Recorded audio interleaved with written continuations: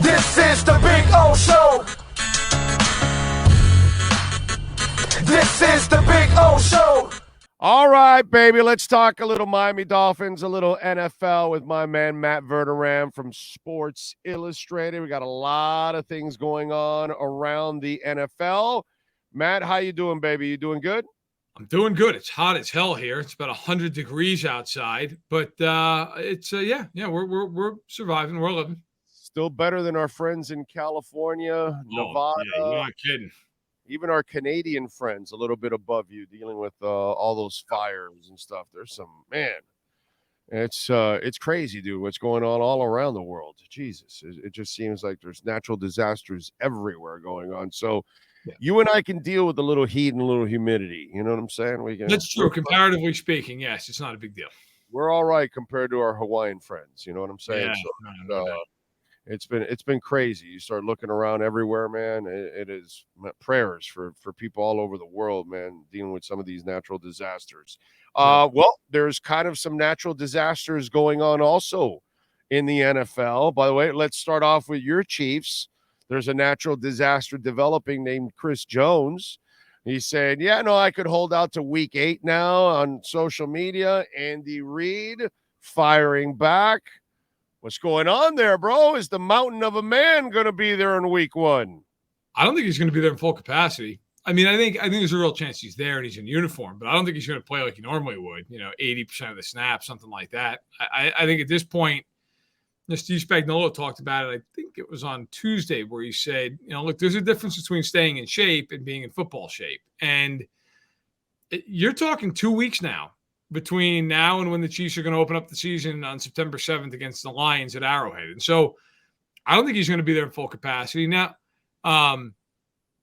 is he there in uniform to avoid losing what is almost $2 million a game in game checks? I mean, you would think. But he's already forfeited about $2 million in fines, whether it be through OTAs, mini camp, training camp. He is committed. I think you don't get that back, by the way. No, you don't get it back. You can on a rookie deal like Nick Bosa. You cannot when you're on a veteran deal. And like he's getting $28 million this year. I mean, he's not getting paid $5 million. I mean, he is getting a huge salary, but he has held the line. I think one of the underplayed parts of this, he is represented by the Katz brothers, who are fine agents, but they are smaller agents. They do not have a big clientele list. They're not the Drew Rosenhauses of the world and the CAAs of the world. They need to, I would think, get the absolute best deal possible for Jones, like any agent would want to do for any player. But at the same point, you also look at that and think, this is a huge deal for them as well. This is not a huge, this is not a massive agency that, hey, look, if they leave a couple million on the table, so be it. This is an agency that it's smaller. They need to get every dime out of it. I think there is a little bit of that playing into this. Not to say they're squeezing the Chiefs, but I think there's a little bit of, hey, look, he is our star client, and we need to make sure we maximize every bit of his talent. And it is one small part of a bigger puzzle that has led to a stalemate. Yeah, it's ugly, man. But although I know he says week 8 he's going to hold out, but man, that has not proven to be a good strategy for anybody to leave that amount of money on the table. Right. And that's what you're going to do. You're going to leave $14 million on the table when you come back. You're never going to get that money back. Le'Veon Bell should have taught everybody that lesson. So that's sad that it's getting to that point. But then again, sometimes you overvalue yourself. You know what? And maybe that's the case here where Chris Jones might be putting himself in the Aaron Donald category when really there's only one Aaron Donald. You know what I'm saying? There is. And here's the risk that Jones runs with this. If you look at the Chiefs' first 7 games, they're not that difficult. I mean, you get the Bears, the Vikings, the Lions. The Lions are better, but that game's an Arrowhead. The Chiefs should win that game with or without Chris Jones. They have the Broncos at home. Like it's not a schedule that you look at and you're overwhelmed by. I won't say 7-0 because they play Jacksonville, they play the Jets on the road. But let's say the Chiefs are 5-2 or 6-1. you're almost proving to the Chiefs, like, hey, they can win without you. Now, maybe they can't win against Cincinnati without you. Maybe they can't win against Buffalo without you, but they don't play those teams till December. So you can't really prove that one way or the other. The other side of this is, as you just pointed out, you're leaving well over $10 million on the table that you're never seeing again. And the third part of it and the last part of it, you miss 7 games. I don't care how well you play in the other 10. You're not going to have 15, 16 sacks again. And so you're going to hit the market, and you're not going to be coming off of a huge Pro Bowl year. You're not going to be coming off an All-Pro year. And then you're going to be 30. I'm not saying that I don't think Chris Jones is worth a ton of money, but I agree with you. He's not Aaron Donald because nobody's Aaron Donald. I think he's probably worth, based on the market, $28 million a year, something like that. And I think, by the way, the Chiefs would be comfortable at that number. So at some juncture, if you're Chris Jones, you have to sit there and think to yourself, is it worth me sitting out to lose all that money? Maybe to him it is. Maybe it's a stand. I just don't know what the end game of this is. Because if you're the Chiefs, it's not like after 5 weeks you're going to negotiate and go, you know what, we'll give you $15 million more. They're not going to do that. By the way, add the fact that you're also winning. Not only are you getting paid, but you're playing with a great organization and winning. So what do you want to do? Go to a shitty organization that'll give you 32? That's what's going to happen. And I'm just surprised it's gone this long. I mean, realistically speaking, look, I've seen a lot of people equate it, and we've talked about this before, to Tyreek Hill. Tyreek Hill was traded in March. Like, there was money available. Every team had money. They had all their draft picks. At this point, if you're the Chiefs, what benefit is there to them trading him? I mean, most teams are capped out. Yeah, they're not going to do that. If you're the Chiefs, what is the worst case scenario? He sits for 7 weeks? Fine. What do you care if you're Kansas City? You'll wait till he comes back. He'll be there for the postseason. That's all you care about. Right. And then, by the way, they can just tag him and do this whole dance again next year. And then they could trade him if they want to trade him. So I understand why Jones feels the way he does. I understand why he's sitting out. But at the same point, there does come a pendulum swing where you're just hurting yourself. Yeah. And I think we're to that point now, where now you're just going to lose money to lose money, because the Chiefs they've made their best pitch. I don't see them all of a sudden going up and up and up. I don't think it's going to happen. So to sit out now, you're just kind of sitting out to lose some money. I don't know that it really benefits you. Yeah. Yeah. And by the way, your quarterback took a cap-friendly deal also, considering everything that went on. So, anyway, all right, so we move over. Once again, Miami will be included in something that they really have nothing to do with, but what the hell? Jonathan Taylor now is on the market. Miami doesn't pay running backs. I tweeted out, okay, so wait a minute. Saquon wanted money and a trade, didn't get it. Right. Derrick Henry wants money or a trade, didn't get it. Austin Eckler wants money or a trade, didn't get it. Aaron Jones, Joe Mixon had to take monster pay cuts, yet some of you out there think that somebody's going to trade for Jonathan Taylor and give him a bunch of money. Have we not learned our lesson yet on how running backs will be treated from here on out? I don't get this, to be quite honest. And here's the other thing. I kind of explained to people, look at Chris Greer's track record. Right. Okay, he paid for a wide receiver, didn't he? Oh, yeah. And wide receivers, shutdown corners, pass rushers, quarterbacks, and tackles are your 5 most important positions, right? Yes. He paid Armstead. Yes. He paid Jones. He paid X. He paid Jalen Ramsey. He paid Tyreek. Yes. He paid Armstead. Yes. The only guy who's left is Tua, and that'll be 2 years from now. They'll pay Tua. But those are the people he pays. He doesn't pay running backs. In fact, all 5 of his running backs earn less money than Dalvin Cook makes this year with the Jets. So I don't understand this. You want to walk me through this, please? I agree with you. So I was at Packers camp yesterday, and I was talking with Stephen Ruiz of The Ringer. Great guy and a good follow. And, we were just kind of chatting back and forth about different things in the NFL. I said, where do you think Taylor's going to play this year? I said, Indianapolis. Because I don't understand. First of all, my colleague Albert Breers reported that they want a significant package for him. And if I'm the Colts, by the way, that's exactly what I want. I'm not giving him away. And so what team is going to forget a first-round pick? Because there's no way. Any team that gives up a first-round pick should be put into the SEC, okay? And You're not going to give a second-round pick and big money, bro. They're not even doing that. Right. That's where I'm going next. What team is giving them a top 50 pick and then turning around and paying him what he wants? Did we not just live through this offseason? I mean, nobody's paying him. Nobody's paying him. This is not 10 years ago where the Colts, actually, to bring them back into the conversation, were dumb enough to trade a first-round pick for Trent Richardson, who, by the way, they didn't have to pay because he was on a rookie deal and Cleveland gave him away, and it was two bumbling franchises doing what bumbling franchises do, okay, because then the Browns immediately took that pick and screwed it up. But my point is, actually, I'm pretty sure I turned it to Johnny Manziel. So there's a little history lesson. In any event, what team is going to say, we will give you a first or a second round pick and pay him what, $15 million a year? Look, I'm a big fan of Jonathan Taylor as a player. 40 guaranteed, by the way. Yes, right. Look, I'm a big Jonathan Taylor fan. Okay, everybody knows he can play. But also, here's the reality of Jonathan Taylor. Okay, his first year in the league, he was good. He was very good. For 1,100 yards, 11 touchdowns, 5 yards per carry. Great season.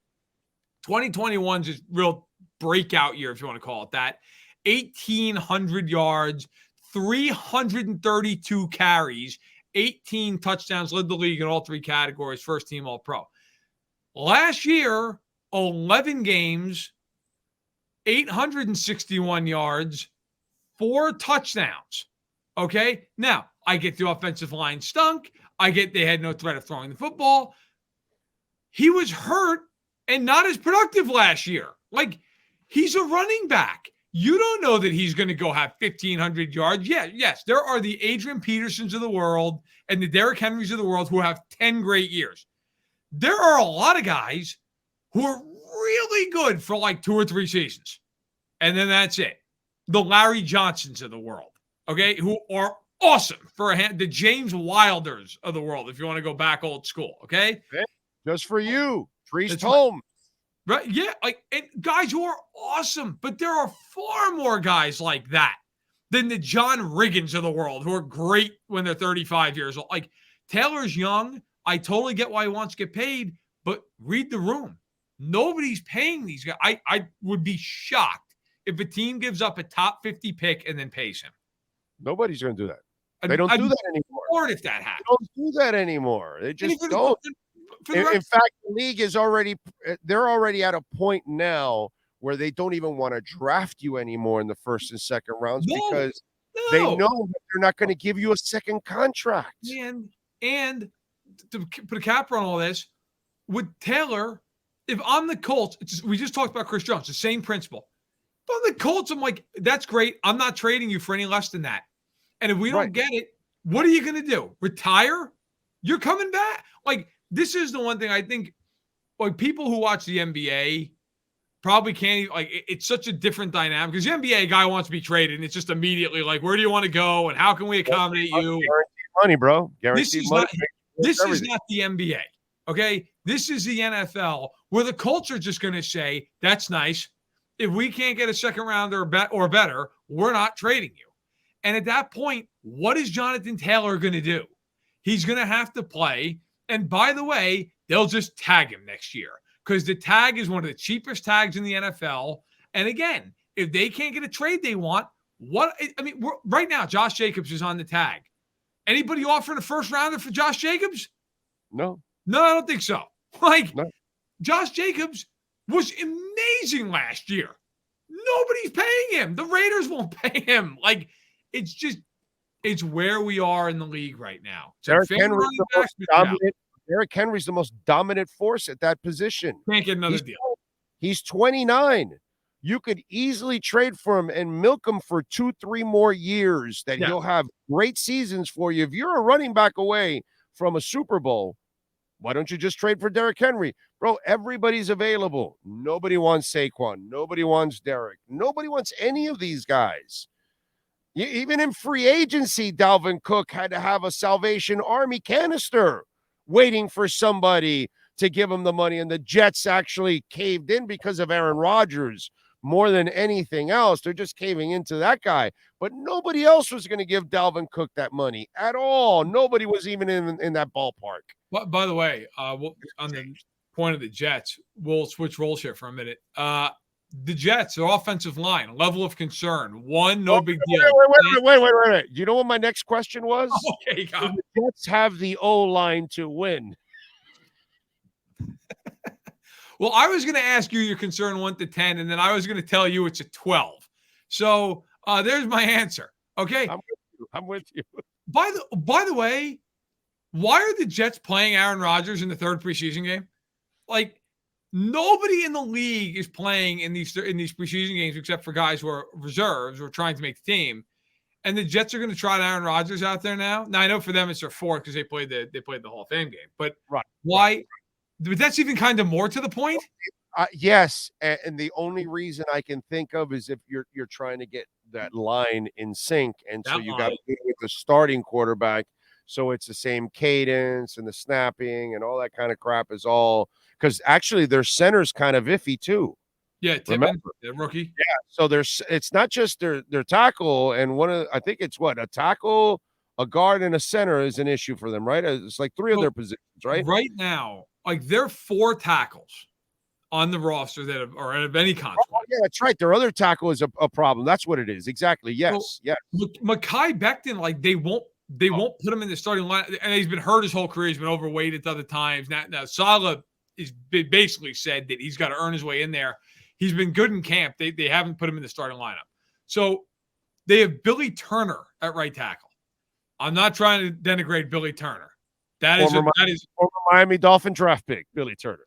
Billy Turner's not an ideal right tackle for Aaron Rodgers. Okay, let's put it that way. Dwayne Brown has had a very good career. He is 37 years old. I know. And Max Mitchell, who's behind him, has almost no experience in the NFL. And then they have Carter Warren, who was a 4th-round pick. Okay, this is not 28-year-old Aaron Rodgers, who they're just going to run boot, and he's going to go out the back door of the pocket anyway. Like, he has multiple calf injuries. It's August 23rd. By the way, on this show, it's Calf Rodgers. You know, back when I was a kid, we had Buck Rodgers of the 21st century. Well, now we have Calf Rodgers. Okay, well, remember, he injured this past week his good calf. They wanted to make sure to tell you that it was his good calf, not his bad calf. This is not great. Okay, like this is now to a point here, and we've talked about this a lot on this show throughout the offseason, and I feel like we're in the minority. I think nobody's talked about this all offseason. Like, their line is a huge question. By the way, I said Max Mitchell's barely ever played. He started 5 games in his career.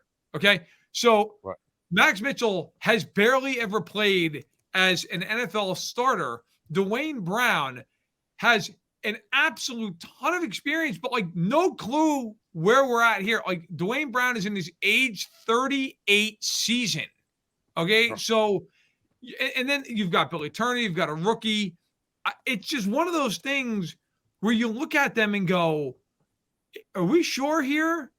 I mean, he's come off the PUP list. He came off the PUP list, I believe it was yesterday. Dwayne Brown did. Is he going to play early? I don't know. If he does, is he able to play the way he needs to play? I mean, we're going to find out a whole lot about the Jets first couple weeks of the year. You get the Bills and the Cowboys. Like, have fun with that pass rush in Dallas, by the way. Good luck. Yeah. Yeah. And by the way, the Bills also have their issues on the O-line too.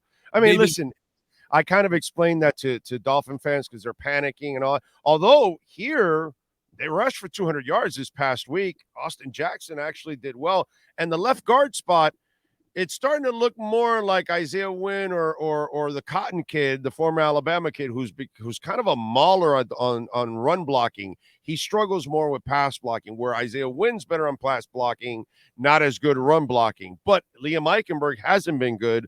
But these other 2 guys have actually done a decent job so far.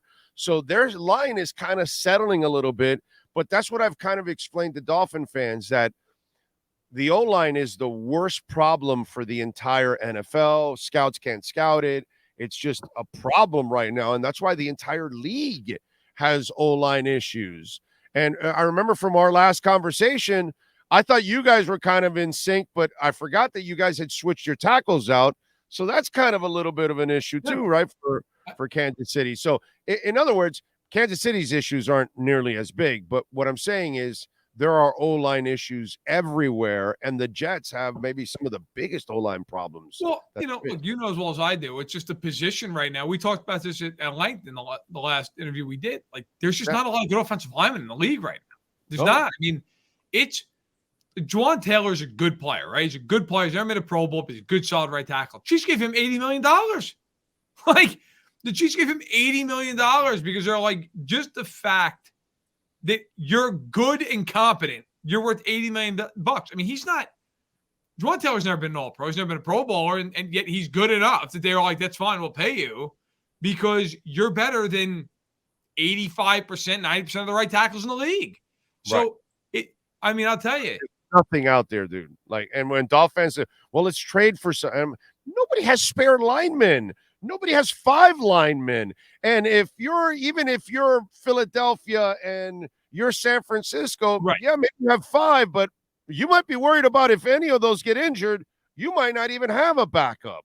I mean, it is bad, dude, around the league. That position is trash, bro. It's not good. It's not good. It's a problem. A lot of teams can't block. You see it every year in the preseason, by the way. Every year, I mean, you get these second-string lines. You can't block anybody. There's just no depth, even for good teams. So it's a problem. But I look at the Jets. Everybody talks about how they're loaded. And I don't want to just take the air out of the balloon. Garrett Wilson's awesome. Allen Lazard is a competent number 2 receiver. They don't have a tight end. They don't have depth at receiver that scares you. Their offensive line, like, that's the kind of thing that nobody talks about because, like, we live in a fantasy football world now. That blows up your season. If you can't block, you go home. Like, that's it. You don't look at the teams that go to the Super Bowl every year. I guarantee you, outside of the rare exception like the Bengals a couple years ago who got in there on a run, your line's good. You may not be the best line of football. You got a good offensive line. I mean, the Patriots, for all the guys that they let go over the years, most years, that team had a very good front. They were going to block. And if you don't have that, you are so behind the 8 ball. We see it all the time. Yeah, it's crazy, dude. All right, so Screaming A comes out and says Stephon Diggs wants out. Then Stephon Diggs comes back and says that's a lie. I ride and die with Bill's Mafia. But then, okay, and he also had a bad week because he also says Lonzo Ball can get off a chair. And poor Lonzo Ball is in a video getting up and down off a chair going, Screaming A, you're wrong again, bro. I'm getting – so, but we did have the concerned comment from the coach a month and a half ago. So are we lying here? Is there something wrong? Is there nothing wrong? Because it is Stephon Diggs, someone that we really can't trust to be happy. So how do we look at this Buffalo situation with Stephon Diggs? He says there's nothing to it. What do you think? I think that he is, in his mind and in his heart, like, okay with being in Buffalo, but I think there are real problems. I don't think it's one of these, like, I've got to get out of here things. But I think it's a thing where if they don't start out well, maybe this thing goes sideways in a hurry. I mean, if they lose week 1 to the Jets and he gets 5 targets, let's say Sauce Gardner just shuts him down, okay? Jets play a ton of man, they shut him down. Does Diggs after the game say something to the media? Does he have a meltdown? On Monday Night Football, they're going to have a camera on him the whole game. He's on the sideline. Are we going to see a reaction out of him on the sideline? Like, I think it's more about that at this point. Is it going to be theatrical throughout the year? I don't think he's going anywhere. I don't think he necessarily even wants to be just jettisoned out of town as he was from Minnesota. Because let's be honest, where's he going? I mean, where's he going that's a better situation? He gets 1 million targets. They're a very good team. He's got a great quarterback. Where are you going? Where are you And going to play? it gets to a point now you weren't happy in Minnesota. You're not happy in Buffalo. So what's going to make you happy, dude? Yeah, I mean, where are you going? Where are you going to go? He's from Maryland originally. I mean, you want to go play for Washington? You want to go play for Baltimore? I don't think so. Where's this going? You know what I mean? I just wonder. To me, it's not so much about whether he's going to get out of there. I don't think that's happening. Where I'm driving with this though is, does this become just a headache all throughout the season? If he has a game where he gets 6 targets and they lose, right. Is it a problem? Right. If they have a game where they win and he gets 6 targets, is that a problem? I think it is a problem. And I know you're asking. What do you do at this point? I mean, it's like that's the answer. You can't deal with that. Like it's crazy. Now, I just wonder. They're locked in. They got no choice they just now. paid him. No, they just paid him. So I wonder with the Bills, and I've said this all over the place this offseason. I've written it. They've had 3 real bites at the apple the last 3 years. They were blown out in the AFC title game in 2020. Last year, they were blown out at home by the Bengals. And in the year in between those 2 games was that famous 13 seconds game. I just wonder if, you know how sports works, right? Like this year for the Heat in basketball, it was a Cinderella story. There is no pressure on them. If they don't win against Denver, so be it, right? I mean, listen, nobody thought they'd be there. It is what it is. The Panthers, same type of thing. If the Heat go and get Damian Lillard, there's an expectation now. Like there is an expectation that you're going to be the best team in the East. You're going to get back to the final. With Buffalo for a few years with Allen and this rise of this team after being awful for 20 years, I think there was a little bit of Camelot. And now it's like pressure. It's anxiety. Are they not going to win? Is this team really never going to get to a Super Bowl? And in a city like Buffalo, where they've known nothing but heartbreak, that's a gripping thing. And that's a real thing. I just wonder if that's starting to become a little bit suffocating up in Western New York. And let me add this too. He's 30, and his dead cap money, if you try to trade him this year, it's $45.4 million. At 31 next year, it'll be $31 million. At 32, it'll be $22 million. And then at 33 is when the manageable year comes. It's 13 and then 4 the following year when he's 34. Yeah, brother, they cannot trade him in any way, shape, or form. They already have cap issues. They were limited in what they could do this offseason. They warned people, they warned their fan base that they weren't going to be very active. The amount of money that they have dedicated to him overall, they are locked in. And even if he wanted out, I think it's not happening. Fiscally, it would be, it can't. It can't happen. What are you going to do? You trade him, and then what exactly? Who's Josh Allen throwing to? The ghost of Gabe Davis, who's a free agent after this year? Like, who's he throwing the football to? Shakur? Like, I mean, that's the other part of this.